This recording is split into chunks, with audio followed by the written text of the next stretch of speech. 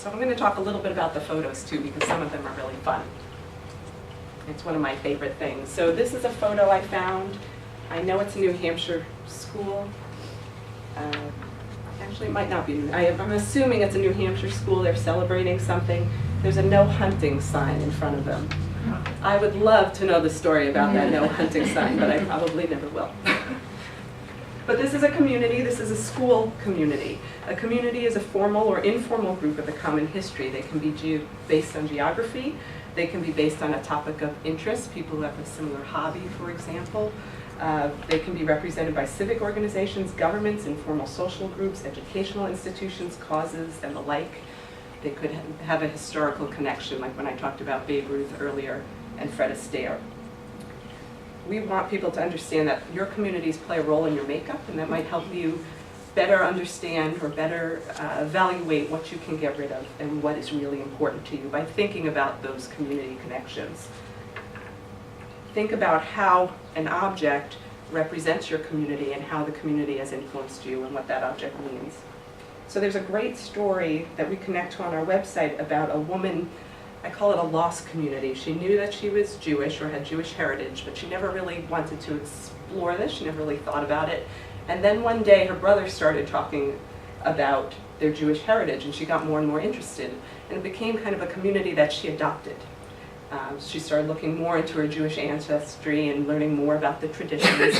And all of us have these kinds of communities. We have connections that we don't always consider that might be important to bring out and give more consideration to.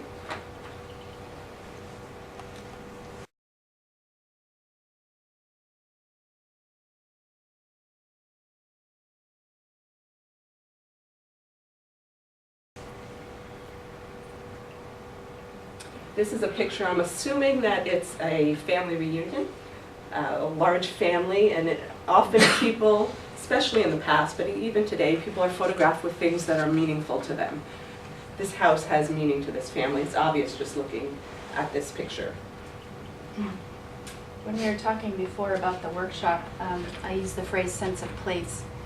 And one of the projects my father, he's in his late 70s now, one of the projects he just decided to take on, and you know I helped him decide this, but anyway, is to document the story of his family in their summer home at Lake George in New York. It was at least one generation before which built the house. All the kids went there for family reunions. I remember being there, age 5, tricycle on the porch, all kinds of watermelon seed spinning parties.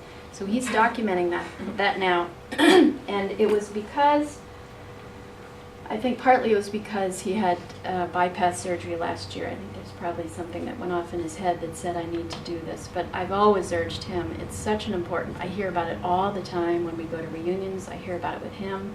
My parents went a few years ago to do a sort of a history tour of Lake George. They rented a boat and went to all his old favorite places.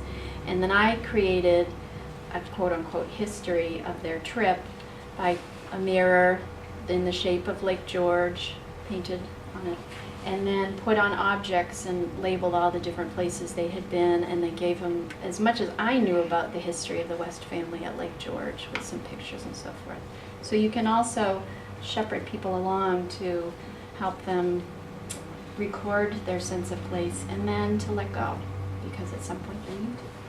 So oftentimes it's about the memories associated with the place as much as it is the place itself. So if you can document the memory, it makes it easier to let go of the place sometimes.